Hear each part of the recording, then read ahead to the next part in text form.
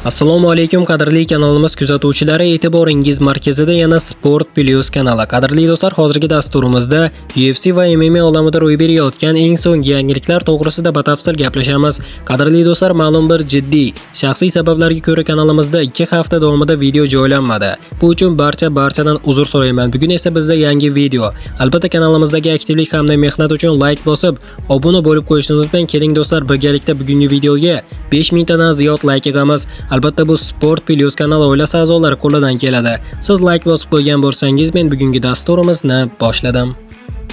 Ikkita vazn toifasida sobiq UFC chempioni Conor McGregorning UFCga qaytish muddati aytildi. Dunyoning eng kuchli ligasi Conor McGregorni oktagonga qaytarish uchun barcha ishni amalga oshirmoqda. Liga rahbarlari irlandiyalik bilan kelishuvga erishishga yaqin turibdi, deb xabar berdi taniqli sport sharhlovchisi Ariel Helvani. UFC hozir Conor McGregorga har qachongidan ham ko'proq muhtoj va ular uning qaytishi uchun barcha imkoniyatlarni ishga solishlari kerak. Hamma narsa to'g'ri yo'nalishda harakatlanayotganga o'xshaydi. Hozirgi bosqichda aytish mumkinki, agar u 11-iyul kuni jangga chiqmasa, demak jiddiy nimadir sodir bo'lgan, deb yozdi jurnalist ijtimoiy tarmoqda.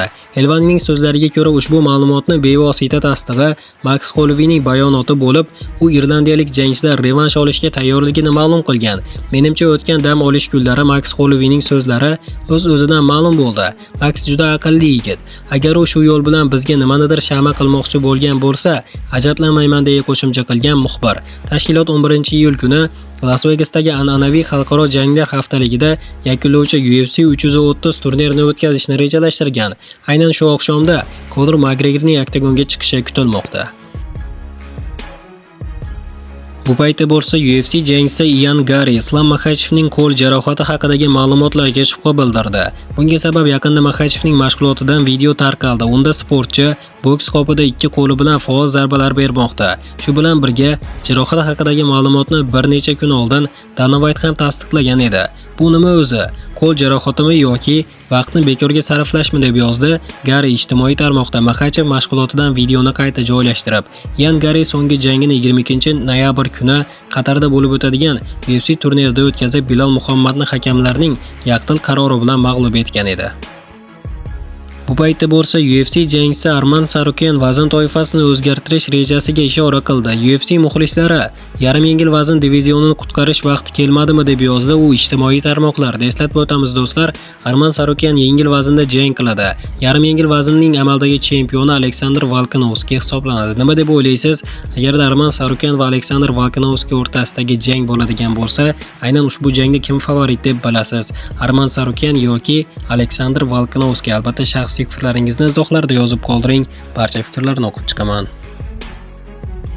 Bu paytda bo'lsa britaniyalik mashhur promouter Eddie Hearn UFC'ni kambag'al sportchilar tashkiloti va UFC amalga oshira olmayotgan ishga bel bog'lamoqchi ekanligi to'g'risida fikr bildirdi.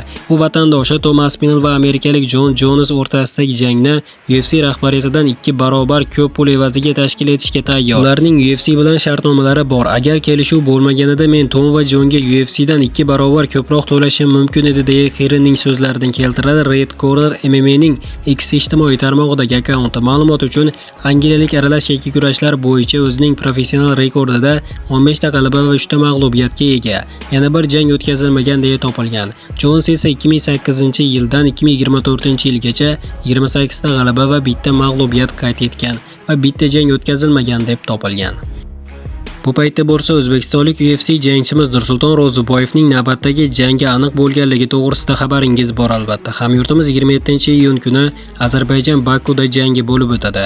Hamyurtimiz o'zining Telegram sahifasida 27-iyun Ozarbayjon Baku deya izoh qoldirdi. Qadrli do'stlar, albatta nima bo'lganda ham hamyurtimiz Nursulton Ro'ziboyevni qo'llab-quvvatlagan holda kommentariyaga tushib, Olg'a O'zbekiston, Olg'a Nursulton Ro'ziboyev deb yozib qo'yishni unutmang do'stlar. Hamyurtimiz mana shu yil kamida 3 ta jang o'tkazishga ham va'da bergan. Mana do'stlar, bugungi videoda yetkazmoqchi bo'lgan yangiliklarimiz mana shulardan iborat edi. Video yoqqan bo'lsa like bosishni unutmang.